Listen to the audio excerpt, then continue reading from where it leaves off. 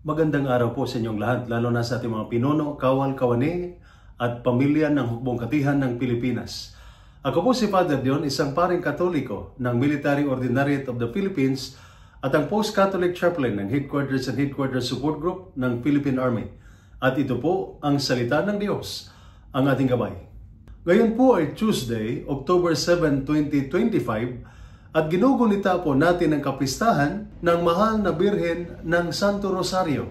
Ang debosyon ng Santo Rosario ay nagpapaalala sa atin na ang panalangin ay hindi lamang mga salitang binibigkas. Ito ay sandata ng pananampalataya, kalasag ng pag-asa at tulay ng pag-ibig. Ang Santo Rosario ay tila payak na panalangin, ngunit sa katotohanan, ito ay makapangyarihan.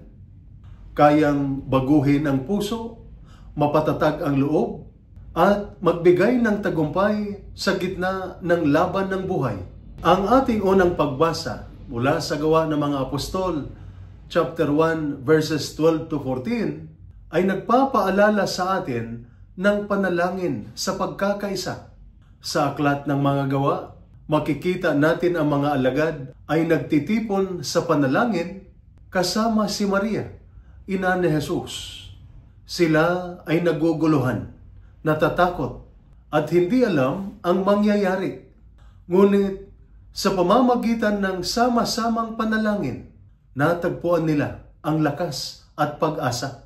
Ito rin ang itinuturo ng Santo Rosario, manalangin ng may pagkakaisa. Tumawag kay Maria at magtiwala sa Diyos kahit hindi pa natin nakikita ang sagot. Ang panalangin ay hindi lang paghingi.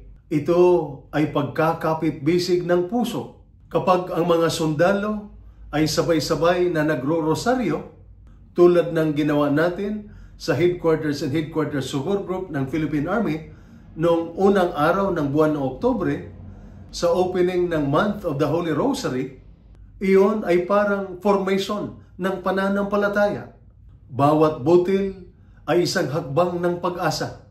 Bawat Aba Ginoong Maria ay tibok ng pusong nagtitiwala.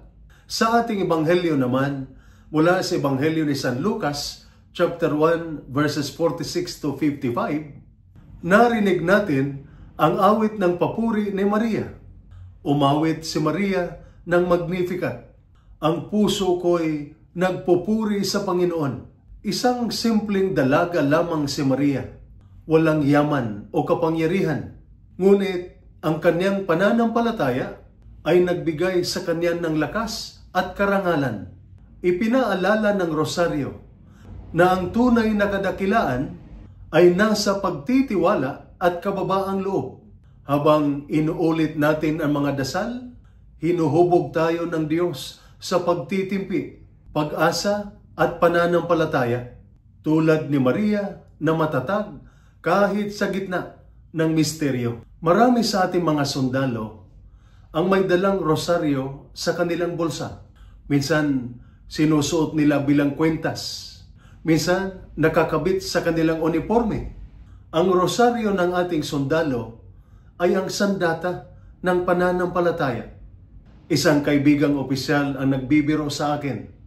Alam mo, Father, sa palagay ko, ang mga sundalo ang pinakamadasaling tao sa mundo, lalo na sa oras ng operasyon. Parang biro, ngunit totoo ito.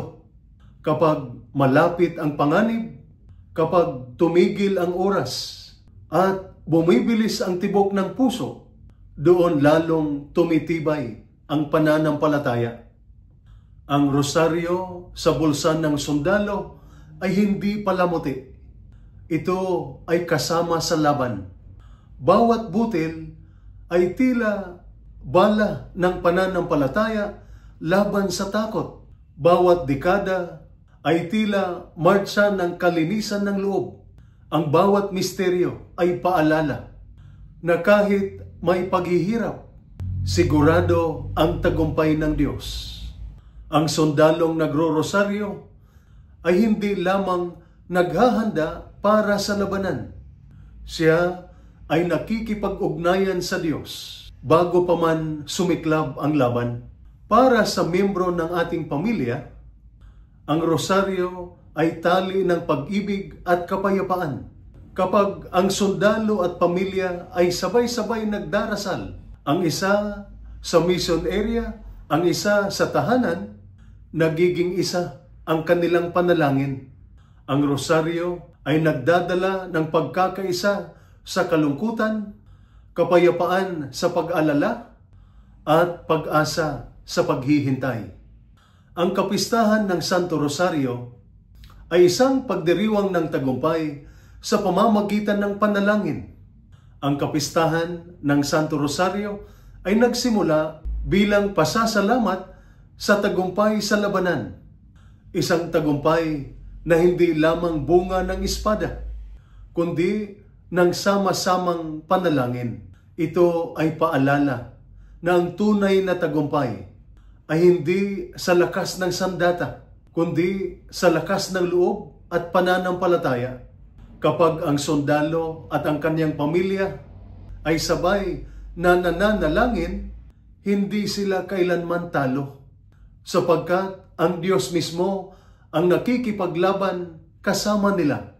Mga kapatid, ang rosaryo ay ating sandata, ating kalasag, at ating panalangin ng kapayapaan. Dalhin natin ito hindi lang sa bulsa, kundi sa ating puso. Manalangin tayo hindi lamang kapag may panganib, kundi kahit sa katahimikan ng araw. Kasama si Maria, manalangin tayo, magtiwala tayo, at manindigan tayo panig sa Diyos. Sapagkat ang panig ng Diyos ay laging nagwawagi. Ito po ang salita ng Diyos, ang ating gabay. Manalangin tayo. Panginoong Diyos, sa pamamagitan ng panalangin at tulong ng mahal na Birhen ng Santo Rosario, pagpalain mo ang aming mga sundalo. Bigyan mo sila ng tapang sa laban, disiplina sa tungkulin, at pananampalataya sa gitna ng pagsubok. Ingatan mo rin ang kanilang mga pamilya, pagkalooban ng kapayapaan, pagkakaisa at pag-asa. Naway ang rosaryo na dala nila sa bulsa man o sa dibdib ay maging kanilang kalasag, kanilang lakas, at daan tungo sa tagumpay mo. Sa ngalan ni Kristo na aming Panginoon. Amen. Mahal na Birhen ng Santo Rosario, ipanalangin mo kami. San Miguel Arcangel, ipagtanggol mo kami sa laban. At sumainyo at sa inyong pamilya ang pagpapala ng makapangyarihang Diyos, Ama, Anak at Espiritu Santo. Amen.